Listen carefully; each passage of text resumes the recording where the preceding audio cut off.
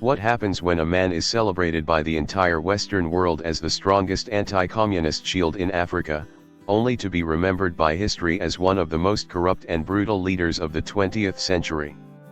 The story of Mobutu Sese Seko is not merely the fate of one individual. It is a mirror reflecting the cold calculations of the Cold War, where the destiny of millions could be placed behind global strategic interests.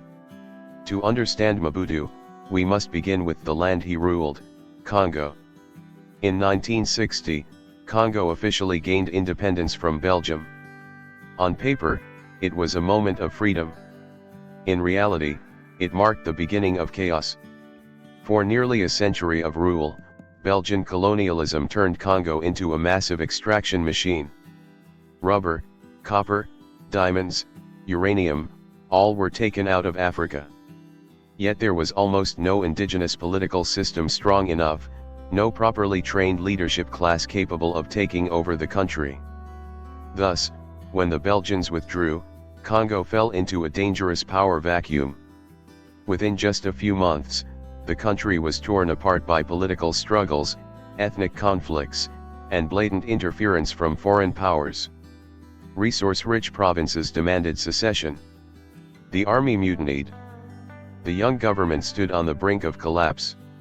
It was precisely in this context that a quiet but highly ambitious figure began to step into the light, Mobutu Sese Seko. Mobutu was not an idealistic revolutionary. He had been a journalist, then joined the colonial army. These experiences gave Mobutu two critically important assets, an ability to read power and an ability to communicate with the West. When Prime Minister Patrice Lumumba, who pursued a nationalist, independent path and leaned toward the left, became a major concern for the United States and its allies, Mobutu was quickly seen as a safer alternative. He did not speak much about ideology. He spoke about order. And in the context of the Cold War, order mattered more than justice. In 1965, Mobutu carried out a coup and seized absolute power. He declared an end to chaos, the unification of the country, and the protection of Congo from communism. The West immediately supported him. For the United States and its allies, Mobutu was the ideal model. A loyal anti-communist. A strategic partner in Central Africa. And most importantly, a leader willing to play by their rules.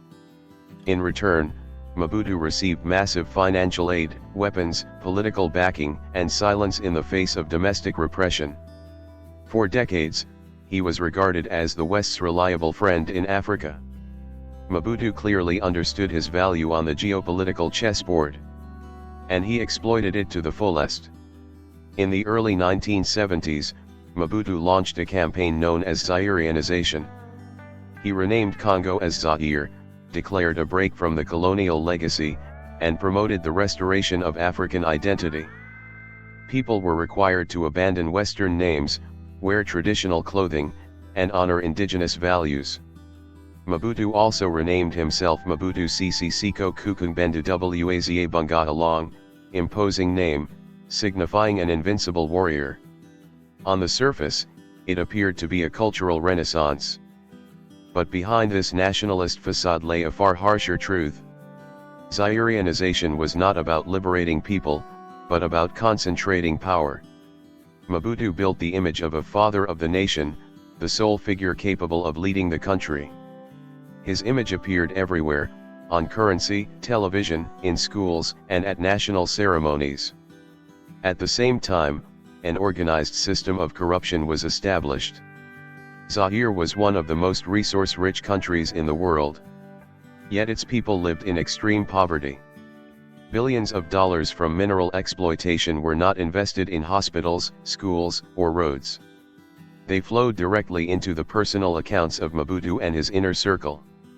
Mobutu built palaces, purchased properties in Europe, and lived a life of luxury like a modern king. What is striking is this: the international community knew very well. Yet they continued to support him. For in the logic of the Cold War, a pro-Western dictator was still considered less dangerous than an uncontrollable government. The turning point came only when the world itself changed. By the late 1980s, the Cold War was nearing its end. The Soviet Union weakened. The global order shifted. And at the same time, Mobutu lost his greatest strategic value. With no communist threat, the West no longer had reason to tolerate him. Aid declined. Pressure for reform increased.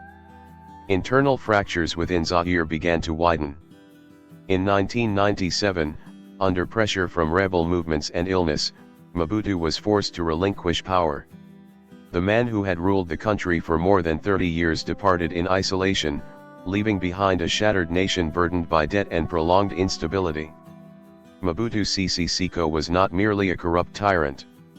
He was a product of his era, when geopolitical power outweighed human destiny. History still poses an unanswered question. Was Mobutu an inherent dictator? Or an inevitable outcome of international intervention and the Cold War? Perhaps the truth lies somewhere in between. The story of Mobutu reminds us that when power goes unchecked, when strategic interests override morality, the price paid is not only the downfall of one man, but the fate of an entire nation.